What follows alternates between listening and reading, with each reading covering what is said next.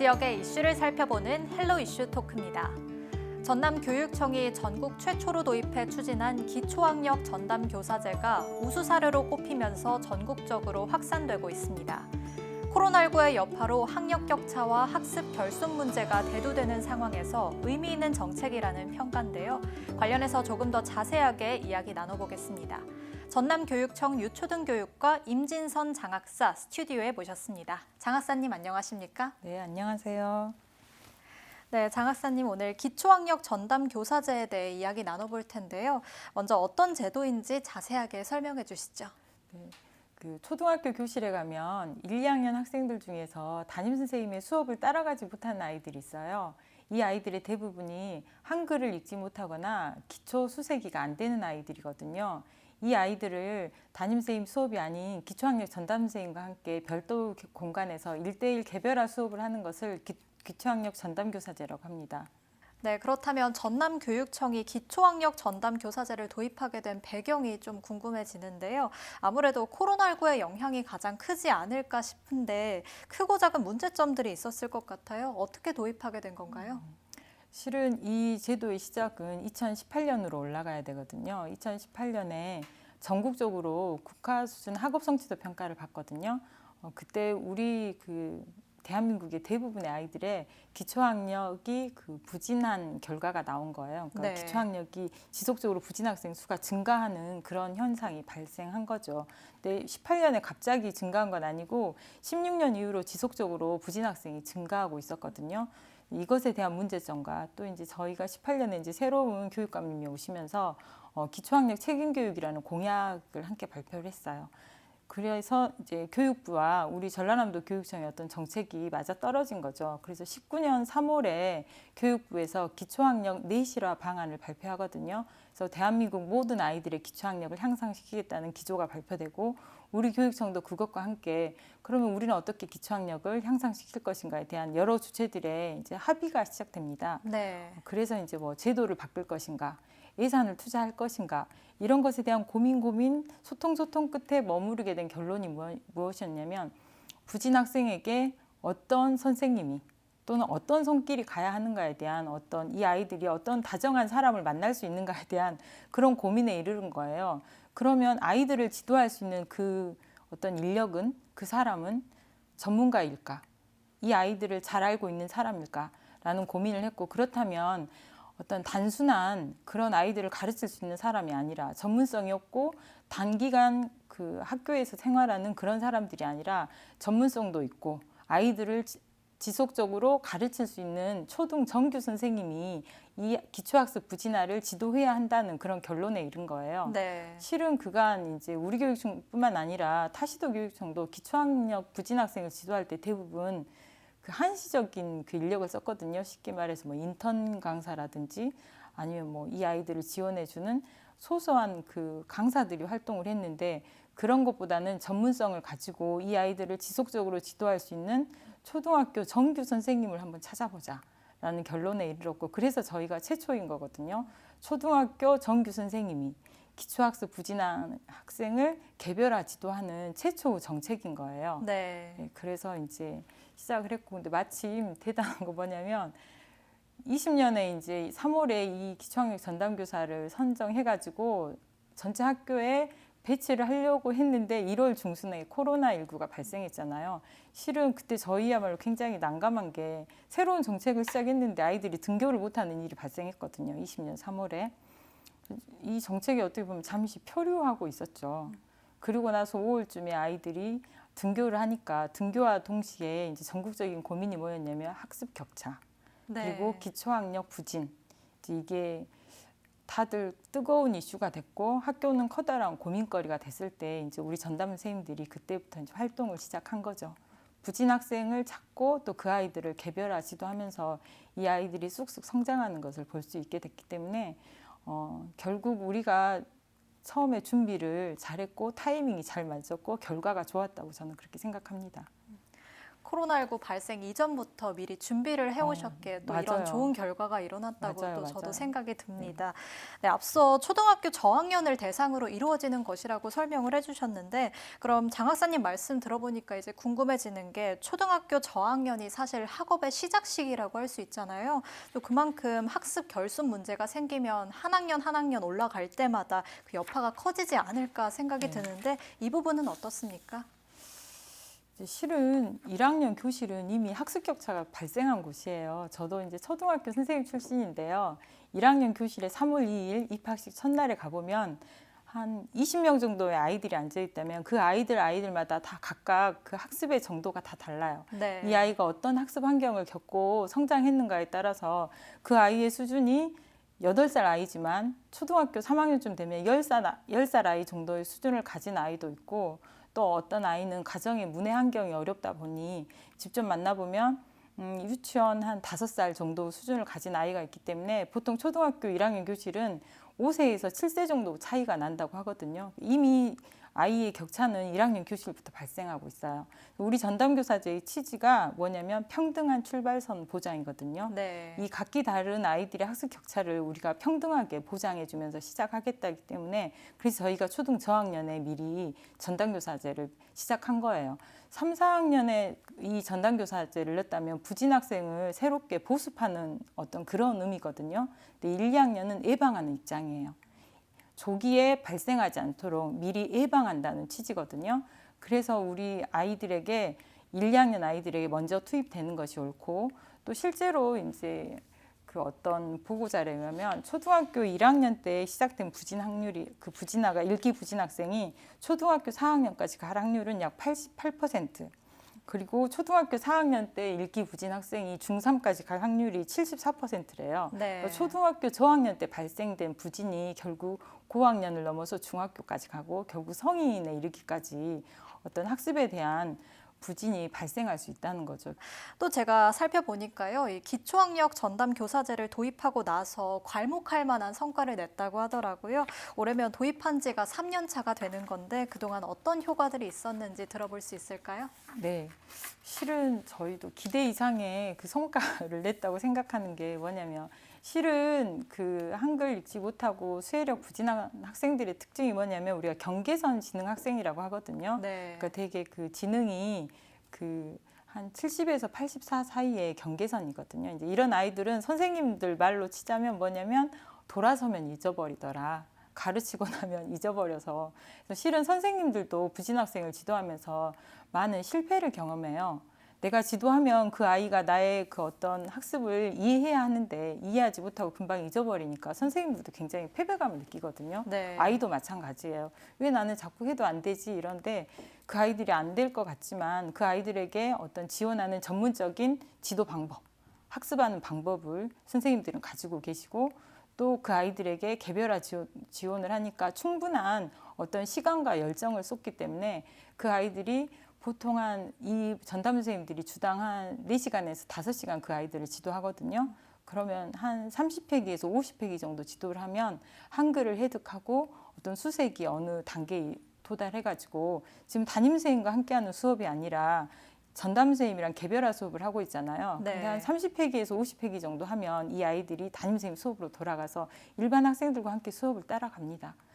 20년에는 약 75% 아이들이 선생님 일반 교실로 돌아갔고요. 작년 21년은 약 73% 아이들이 선생님 교실로 돌아갔기 때문에 사실 저는 그것도 되게 기쁘고 또 개인적으로 이제 제가 말할 건 아닌데 우리 전담 선생님 수업하는 교실에 제가 갔었는데 그 아이는 2년째 지도하고 계셨어요. 네. 선생님이 2년째 지도하고 있는데 일단 좋은 기간이 조금 바르지 않아서 발음이 좀 어렵고 또 빨리 잊어버린다고 하더라고요. 근데 2년 후에 그 아이를 봤을 때 정말 글을 너무 잘 읽고 표정이 밝아지고 자신감이 넘쳐가지고 저를 보는 눈빛이 작년에 그 눈빛이 아닌 거예요. 그래서 저도 사실 이건 정말 교사들이 맛볼 수 있는 굉장한 기쁨이고 그 만족감이거든요. 저도 되게 뿌듯하더라고요. 그 아이를 봤을 때. 결국 아이만 성장하는 게 아니라 교사도 성장하고 또 학부모님이 학교를 바라보는 눈이 굉장히 확실하게 바뀝니다. 긍정적으로 변하고 학교에 대한 신뢰도 높아지죠. 그 아주 우리 전담교사가 숫자가 많진 않지만 전담교사제가 갖는 의미는 그런 것 같아요. 교육을 믿어주고 선생님을 신뢰하게 되고 결국 아이가 성장하는 그런 모습을 보여주게 돼가지고 사실 저는 개인적으로 담당자 입장에서 행정만 하고 있는 게 아니라 그런 걸 볼 때마다 굉장히 좀 기쁘죠, 정말로. 네. 또 모두가 성취감을 느낄 네. 수 있는 제도라고 맞아요. 하니 저까지 또 기분이 좋아지는 것 같습니다. 네, 말씀해주신 이런 효과들을 통해서 성과를 내면서 또 교육부에서 주관한 2021 교육 분야 정부혁신 우수 사례로도 선정이 됐지 않습니까? 네, 이렇게 전국적인 우수 사례로도 선정이 된 만큼 전국 9개 시도교육청에서 전남의 기초학력 전담 교사제를 벤치마킹해서 도입했다고 들었습니다. 이 부분도 굉장히 의미 있는 일이 아닌가 싶은데 어떻습니까? 이제 무엇보다 처음에 이런 관심이 저는 좀 놀랍기는 했거든요. 아주 빠르게 우리 정책이 실은 소문이 났어요. 우리 전담 선생님들이 본격적으로 활동한 건 20년 6월부터거든요. 네. 그 전에 이제 그 원격 수업이었고 등교를 하지 않았기 때문에 20년 6월부터 활동했는데 그해 8월쯤에 이미 많은 곳에서 우리 전담 교사제에 대한 관심을 갖기 시작했거든요. 그래서 아마 타시도에서 처음에는 저게 가능해라는 생각을 했거든요. 왜냐하면 지금 교사 수가 그렇게 많진 않아요. 그리고 전담 교사는 담임을 하지 않고 있거든요. 오직 이 아이들만 가르쳐요. 네. 그렇기 때문에 이 담임을 하지 않고 이 학생들만 집중적으로 지도할 수 있는 그런 그 상상을 했다는 것. 그리고 그걸 실현시켰다는 게 굉장히 그 교육에 있는 어떤 그 사람들, 교육계에 종사하시는 분들은 그게 참 힘든 일을 했다고 생각하시는 것 같아요. 실은 타시도 교육청에서도 이런 제도를 적용하고 싶지만 쉽지 않은 이유는 뭐냐면 이 전담교사를 해줄 만큼의 교사 수가 그렇게 많지는 않거든요.